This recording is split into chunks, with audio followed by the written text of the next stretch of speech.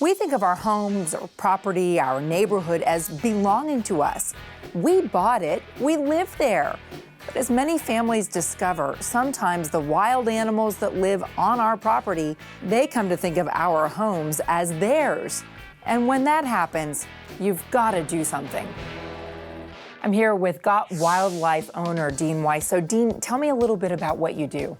What we do is we resolve nuisance wildlife conflicts with people and their residences, also industrial and commercial locations. Nuisance wildlife is any type of animal that's in a spot where somebody who owns a property doesn't want it. And they account for a substantial amount of damages to products and homes over the course of a year. When do people call you? When they start to hear something in their house. And generally they'll start to hear something in the morning or at night when things are quiet and the animals are becoming active. In my house, there was a moment where I walked in and I saw little pieces of insulation on my floor below that had come down through the ceiling. It's a good indicator.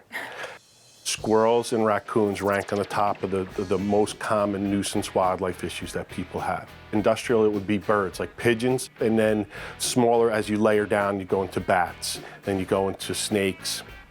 Deers or bears, depending on where you live, they're all equally abusive to nature and to wildlife and to the houses. So squirrels do a lot of damage to houses themselves through chewing.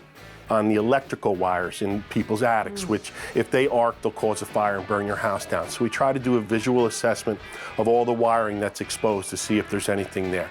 The raccoons, they make latrines in certain spots of the attic where they go and do their business. Those harbor roundworm virus, which is very bad. If it gets scratched up, inhaled, you can get very sick. So we try to locate those types of areas, and we can do what's called an environmental cleanup, where we'll remediate that site, clean it up, and then put down new insulation in the whole attic. How do you decide how to deal with these animals? Got Wildlife tries to handle everything humanely. Personally, for karma reasons, I want to make sure nothing happens to these animals, and we want to keep our business going by just allowing these animals to thrive in the nature that's around them. We have several different types of devices that we could put on the house over the hole that they're making entrance in, and it allows them to get out. It'll pop out, and then a few days later, we'll make sure with the homeowner that they don't hear anything else. We'll do a better interior inspection to make sure everything's gone, but you've left that opening there for the next one to come in. So what we do is we seal up all the areas in the house that are a possibility for them to get in.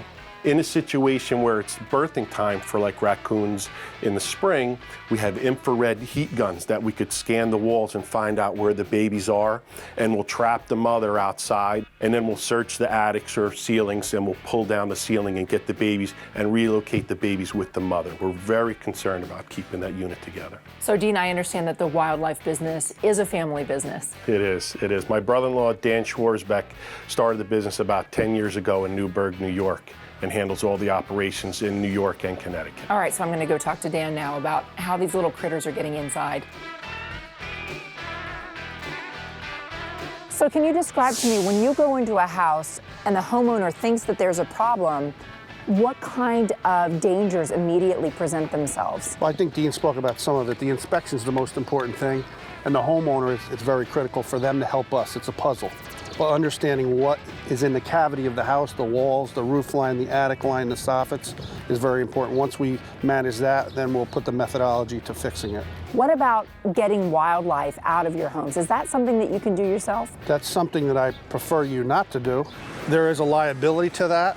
There is always self-help with home improvement, but it's something you should call professionals like Got Wildlife. Most of the animals that we deal with are rabies carriers or rabies vectors, and you cannot take them off your home unless you're licensed to do so. Getting rid of these unwanted guests from your home doesn't have to be stressful. Most reputable animal control firms will be very responsive, especially if it's an emergency. Now, the key here is don't wait. The longer you delay, the bigger the problem and the more the damage inside your home.